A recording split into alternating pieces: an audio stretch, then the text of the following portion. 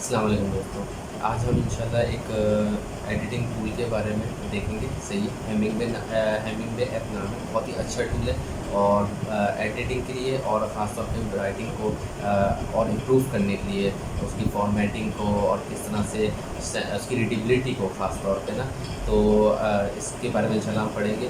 और इस तरह मैं अपने जो नॉर्मल जो अदर लेक्चर्स हैं हाउ टू राइट कंटेंट के अलावा, मैं इस तरह की एक शॉर्ट वीडियोज़ भी बनाता रहूँगा ताकि आप लोगों को टूल्स से मुतारिफ़ कराता रहूँ और बताता रहूँ कौन से टूल्स अच्छे हैं और किस तरह से आपको यूज़ करना चाहिए। सही है, तो इंशाल्लाह आज हम हेमिंगवे ऐप के बारे में देखेंगे क्या है। इस टूल के बारे में ये कि भाई ये रीडेबिलिटी आपकी ना बहुत अच्छी करता है। आपका जो कंटेंट है वो ईज़ी टू अंडरस्टैंड होना चाहिए, ईज़ी टू रीड होना चाहिए। सही है कि एक 11th ग्रेडर भी सॉरी 11th नहीं, एक 5th ग्रेडर भी आपकी जो राइटिंग हो उसको समझ सके। 5th ग्रेडर का मतलब 10 से 11 साल का बंदा भी एटलीस्ट पढ़ सके कि क्या लिखा हुआ है और कितने आसान अल्फाज लिखे हुए, कितने आसान अल्फाजों में उस बात की हुई है। सही है, तो जब हम राइटिंग करते हैं तो राइटिंग अच्छी राइटिंग होनी है जिसके अंदर हमने ना एडजेक्टिव्स की भरमार कर दी या हैवी जॉर्गन्स यूज़ कर दिए। सही है ना, ऐसी बात नहीं है। राइटिंग हमेशा आपकी सिंपल होनी चाहिए, इजी टू अंडरस्टैंड होनी चाहिए। ये जॉर्गन्स यूज़ करना या आप कह लो कि एडजेक्टिव्स की भरमार कर देना राइटिंग में, उसको ब्यूटीफाई बनाने के लिए, सही है, तो वो ब्यूटीफाई नहीं होता, वो बहुत ही डिफ़िकल्ट टू अंडरस्टैंड हो जाता है। और ये जो हेमिंगवे ऐप में आप इंशाल्लाह जो देखेंगे, रीडिंग जो रीडेबिलिटी आपकी सही करता है। सही है, यही इसके कुछ मैकेनिज़म्स आप कह लो कि जो एल्गोरिथम है वो सेम यूज़ हुए हुए होते हैं अदर सॉफ्टवेयर में लाइक एसईएमएस की जो राइटिंग टूल है। सही है, इसी तरह बहुत सारे सॉफ्टवेयर हैं उधर ये सेम ग्रेडिंग स्केल वगैरह फॉलो हो रहा होता है। मगर हेमिंगवे ऐप आपको एक ऑनलाइन एक ऐसा टूल दे देता है फ्री टू यूज़ कि आप जहाँ पे एक ही विंडो के ऊपर सब चीज़ें देख सकते हो। सही है, तो इंशाल्लाह हम हेमिंगवे ऐप बात करते हैं। आप देखेंगे किस तरह से हम यूज़ करते हैं हेमिंगवे ऐप को। ये देखें, ये हमने ओपन कर लिया हेमिंगवे ऐप। सही है, ये आप ऑनलाइन फ्री ऑनलाइन यूज़ कर सकते हैं। इसका डेस्कटॉप वर्जन आपको डाउनलोड करने की ज़रूरत नहीं है। सही है, मेरा ख्याल है वो पेड भी है, तो आप ये यूज़ कर लें। आपने जो आर्टिकल जो आप भी लिखो, जो कंटेंट लिखो, चाहे वो ईमेल हो या कुछ भी हो, सही है, तो आप वो यहाँ पे कॉपी पेस्ट करते हैं जस्ट लाइक ग्रामरली। अगर आपने ग्रामरली यूज़ किया है तो आपने यहाँ पे एक तो ये टाइटल डाल दिया। सही है, और नीचे आप जो ये देख रहे हैं ये आ गया आपका बॉडी कंटेंट। अच्छा, बॉडी कंटेंट में आप देख रहे हो कि यार कुछ चीज़ें हैं येलो हाईलाइटेड हैं, कुछ रेड हाईलाइटेड हैं, फिर कुछ पर्पल है, ब्लू है, ग्रीन है। ये जो है ना, यहाँ पे आपको राइट साइड में आप देखें तो ये बताया हुआ है कि यहाँ पे जो ब्लू है ये एडवर्ब्स हैं, ग्रीन पैसिव वॉइस हैं। सही है, और ये जो पर्पल यूज़ हुए हैं ये वो वर्ड्स हैं जो आप कह लो कि थोड़े डिफ़िकल्ट हैं, तो उन्हीं का ऑल्टरनेटिव बताया था कि कौन से यूज़ कर सकते हो आप सिंपल उनके वर्जन सिनोनिम्स। दूसरी चीज़ ये कि फिर यहाँ पे येलो और रेड आ जाता है। सही है, अच्छा, ये सब चीज़ें हमें एडिट करनी है ताकि हम अपना जो रीडेबिलिटी है वो अच्छी कर लें। अभी इसकी रीडेबिलिटी 6 आ रही है। सही, जब हम आप यहाँ पे कोई भी अपना आप कंटेंट कॉपी पेस्ट करते हैं ना, तो हो सकता है वो 10th में जा रहा हो, ग्रेड 10 दे रहा हो, ग्रेड 8 दे रहा हो, 9 दे रहा हो।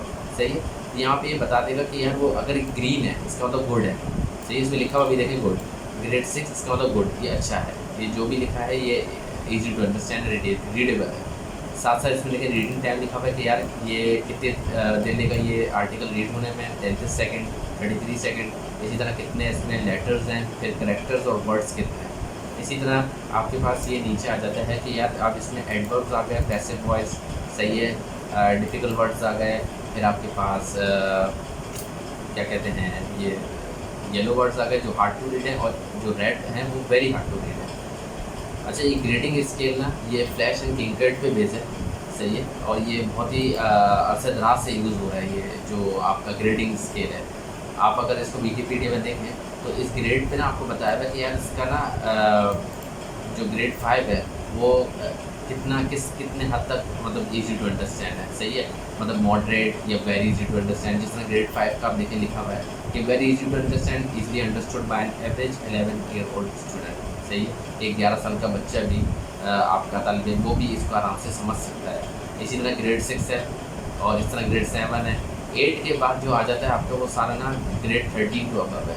तो बेहतर है कि आपका जो है 7 या 8 7 आप कह लो 7, 6, 7 के आसपास हो। सही है, एक तो ये बात हो गई। जो ऊपर के ग्रेड आ जाते हैं फिर वो देखें फेयरली डिफिकल्ट टू रीड, ये 10 और 12 ग्रेड वाले हो गए। अच्छा, वापस हम हेमिंग में ऐप पे आते हैं। अब सबसे पहले हम बात करते हैं हार्ड टू रीड और वेरी हार्ड टू रीड, दोनों में एक ही प्रॉब्लम है कि सेंटेंसेस बहुत बड़े हैं। मैंने बहुत ये नोट किया है राइटर्स के कि जब भी राइटर्स लिख रहे होते हैं ना वो अपने ना सेंटेंसेस को बहुत ही आप कह लो कि खींच देते हैं। सही है, जो सेंटेंस में एक सेंटेंस में आप एक बात कर सकते थे, आप क्या करते हो 2-3 बातें एक ही सेंटेंस में कर देते हो। फॉर इंस्टेंस अगर आप ये देखो, ये जैसे कि the app highlights lengthy complex sentences and common errors. सही है, सेमीकोलन है, फिर if you see a yellow sentence shorten or splitted.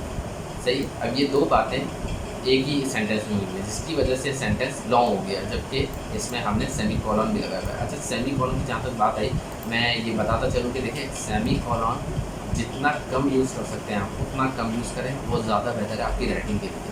सही है, इसका अक्सर जो राइटर्स को इसका पता नहीं होता, जो लोग इसको यूज़ कर रहे होते हैं कि इसका जो तरीक़ेकार है यूज़ करने का थोड़ा सा कॉम्प्लिकेटेड है, वो हर जगह यूज़ भी नहीं होता। सही है, इसका मतलब ये नहीं है कि आपका ये जो दूसरा क्लॉज है, सही है, ये जो मैंने हाईलाइट किया ये पहले क्लॉज से डिफरेंट है, नहीं ये इसी को एक्सटेंड कर रहा है, मगर आप क्या करो, आप फुल स्टॉप लगा दो। सही है, सेमीकोलन यूज़ करने से बेहतर है।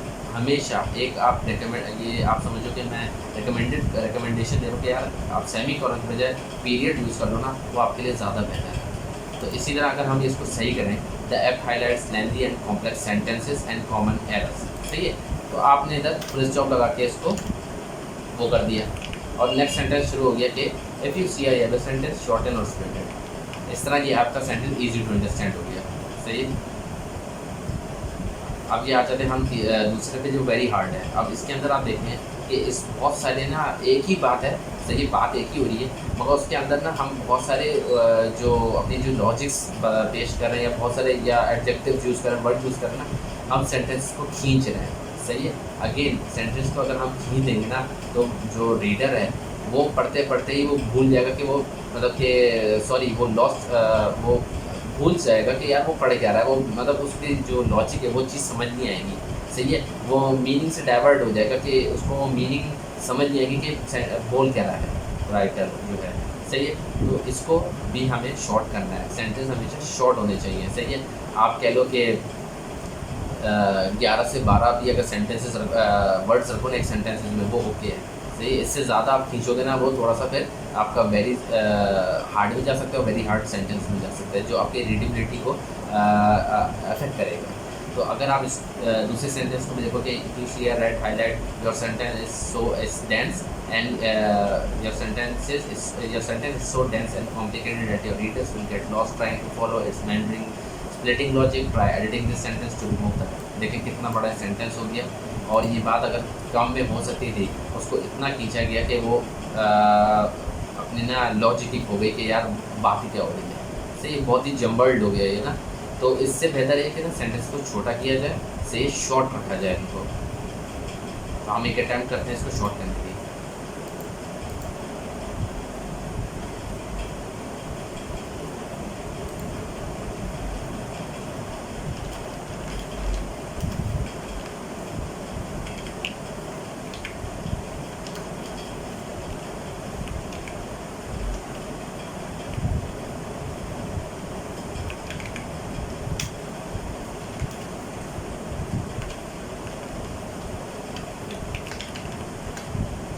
देखें बन गया इजी टू अंडरस्टैंड, और क्या बोलते हैं उसने ज़्यादा मुझे इसमें कोई ज़्यादा चेंजेस भी नहीं करनी पड़ी। If you see a red highlight it means that your sentence so dense is dense and complicated. सही, सो हटा is dense and complicated, your readers will get lost trying to follow its meandering and splitting logic, try editing this sentence to remove the red. सही, इस तरह से आपके ना जब हम लोग इसमें हज़ार वर्ड के 2000 वर्ड के आर्टिकल्स कॉपी पेस्ट करेंगे, आप देखेंगे कितना ज़्यादा खिंच रही है चीज़ है ना, और कितने बड़े बड़े सेंटेंस यूज़ कर रहे हैं, और जिसकी वजह से ग्रेड जो है रीडेबिलिटी है वो कितनी ज़्यादा आपकी डिफ़िकल्ट होते जा रही है। अब मैंने सिर्फ ये चीज़ सही करी, अब आप देखिए ग्रेड 6 से ग्रेड 5 हो गया।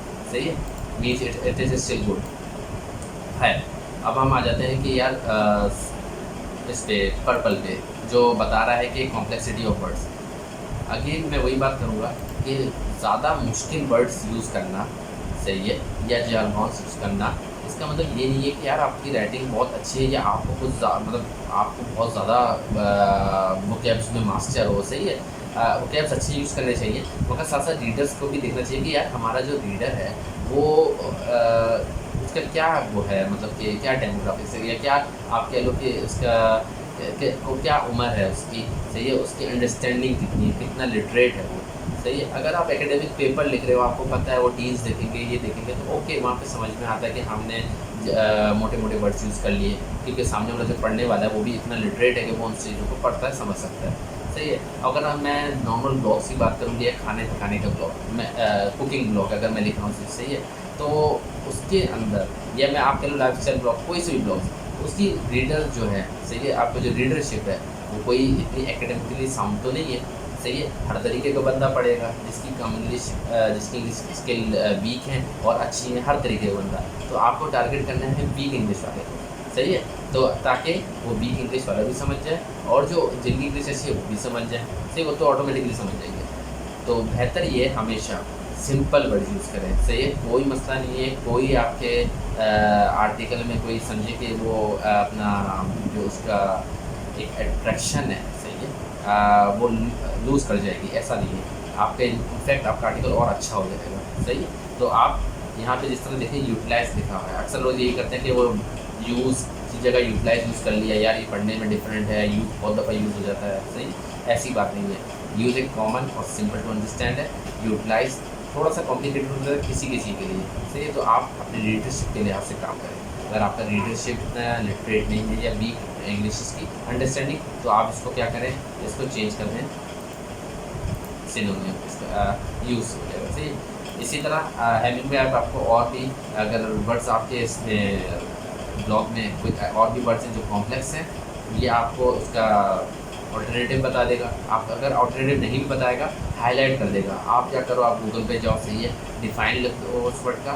फॉर इंस्टेंस अगर मैं गूगल पे जाता हूँ, मैं लिखता हूँ डिफाइन यूटिलाइज, सही है, गूगल मुझे यहाँ पे हर तरीके का इसका सिनोनिम दे दिया, सही है। अब मुझे ना थेसॉरस यूज़ करने की कुछ ज़रूरत पड़ रही है, ना किसी भी चीज़ यूज़ करने की। मैं गूगल पे आया, यहाँ पे मेरे सामने सारे आ गए, यूज़, एम्प्लॉय वगैरह, सही है। सबसे इसमें जो सिंपल है और जिसकी मीनिंग या मेट्री वो यूज़ है, तो हमने यूज़ कर लिया। Back to Hemingway editor. अब हम आते हैं एडवर्ब पे। एडवर्ब क्या होता है, मॉडिफाई कर रहा होता है वर्ब को या एक ग्रुप ऑफ वर्ड्स, सही है। अब यहाँ पे देखिए, यहाँ पे दो एडवर्ब हैं।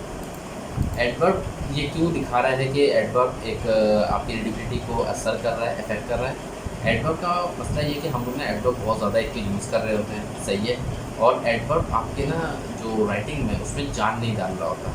क्यों? क्योंकि वो वर्ड्स को आप एक एक्शन वर्ड, सही है, और एक इम्पैक्टफुल वर्ड यूज़ कर सकते थे, मगर उसकी जगह आपने एक इजी वे आउट ले लिया और आपने ना एडवर्ब यूज़ कर लिया, सही है, कि एक सिंपल वर्ड आपने एक्शन वर्ड, एक नॉर्मल वर्ड लिख दिया और आपने उसको मॉडिफाई कर दिया किसी एडवर्ब से, सही है। इससे क्या होता है, उस सेंटेंस से जान खत्म हो जाती है। अगर मैं यहाँ पे देखूँ कि इधर लिखा हुआ है adverbs and beginning phrases are helpfully shown in blue, सही है। अगर मैं यहाँ से हेल्पफुली हटा दूँ, सही है,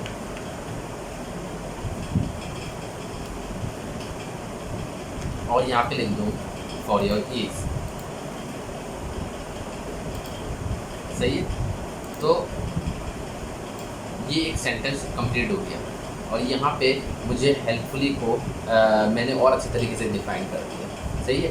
तो ये तो एक बहुत ही सिंपल वर्जन है, मगर ये है कि जब हम एडवर्ब्स की जगह एक एक्शन वर्ब्स यूज़ कर रहे होते हैं ना, तो क्या कहते हैं, उसमें और हमारा जो इम्पैक्ट अच्छा आ जाता है। फॉर एग्जांपल अगर मैं बोलूँ कि एक सेंटेंस है कि she look at me angrily, सही है, तो मैंने लुक एट को एंग्रीली से मॉडिफाई कर दिया कि वो कैसे मुझे देखती, बहुत ही गुस्से से।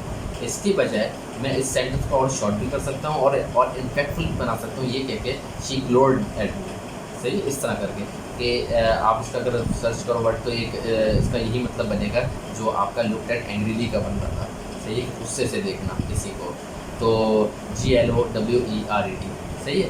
तो इस तरह से आप क्या कर सकते हो, एडवर्ब को रिप्लेस करके आप उस पर एक्शन वर्ब यूज़ कर सकते हो। दूसरा ये है परहैप्स। जैसे इधर लिखा हुआ है get rid of them and pick words with force. Perhaps, perhaps भी एक एडवर्ब और क्वालिफायर ही है एक तरह से, और क्वालिफायर है और इसमें एडवर्ब भी आ जाते हैं, रियली वगैरह। तो इनका ये क्या करते हैं आपके सेंटेंसेस में, जस्ट लाइक एडवर्ब्स के ना उसमें जो इम्पैक्ट है उसका वो ख़त्म कर देते हैं। और जो क्वालिफायर्स है वो क्या अनसर्टेनिटी सर्टेनिटी के सिचुएशन में यूज़ कर जाता है। सही है, जैसे यहाँ पे परहैप्स आ रहा है। अब परहैप्स यहाँ पे यूज़ करने का मतलब यही है कि आप ना इसमें अनसर्टेन आपको ऑप्शन श्योर नहीं हो, तो आपने परहैप्स लिख दिया उधर आगे, get rid of them and pick words with force perhaps. तो इस तरह से हम क्या करें यहाँ पे कि इसको ओमिट कर दें और इस सेंटेंस को शॉर्ट कर दें। तो अब आप देखें कि get rid of them and pick words with force, ये कंप्लीट और इम्पैक्टफुल आपका सेंटेंस बन गया। सही है, तो एडवर्ब्स को जितना कम से कम यूज़ कर सकते हैं करें, मगर इसका ये मतलब नहीं है हर जगह से उसको एडवर्ब को हटा दोगे। सही है, कुछ एडवर्ब्स कहीं कहीं पे ज़रूरी होते हैं ताकि आप जो सिचुएशन बताना चाह रहे हैं, हो सकता है वो सिचुएशन पे बैठ रहा हो। फॉर इंस्टेंस अगर मैं काइंडली की बात करूं, तो काइंडली अगर मैं ऐसी जगह पे यूज़ कर रहा हूं किसी का स्टेटमेंट बताने में कि उसने इस तरह से काइंडली एक काइंड मैनर में बात की। सही है, तो अगर वो स्टेटमेंट में सही बैठ रहा है काइंडली और वो फोकस्ड है, वो उस सेंटेंस में काइंडली फोकस्ड है कि वो बताना चाह रहे हैं कि वो किस लहजे में बात कर रहा है, ओके वहाँ पे वो गुड है और वो वहाँ पे यूज़ करें। अगर वहाँ से आपने हटा दिया तो हो सकता है कि वो जो सेंटेंस है और जो आप बताना चाह रहे हो कि यार वो किस लहजे में बंदा बात कर रहा है, तो वो मीनिंग चेंज हो सकती है। सही है, तो अगर आप किसी से काइंडली करके बात करो तो लगेगा कि यार हाँ आपसे कुछ रिक्वेस्ट करना चाह रहे हो। अगर आप विदाउट इसके बात करो और ऐसी बात करो तो ऐसा लगेगा कि हाँ यार ये इसका लेजिमिक ऑर्डर वाली टोन आ रही है, ऑर्डर कर रहा है। सही है, तो बात ये कि हर एडवर्ब नहीं आपको वो करना, अपने जो ब्लॉग लिख रहे हो कि आपने सबको ओमिट कर दिया, सबको हटा दिया है। सही है, आप देखें उसमें सेंस कितनी बन रही है, जहाँ सेंस बन रही है वहाँ यूज़ करें। अच्छा, नेक्स्ट आ जाता है पैसिव वॉइस।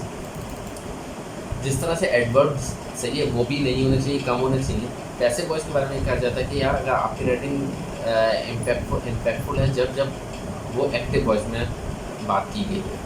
सही है, उसका एक अलग ही आप कह लो कि उसका जो टोन है ना अलग ही नज़र आ रही होती है उस सेंटेंस की।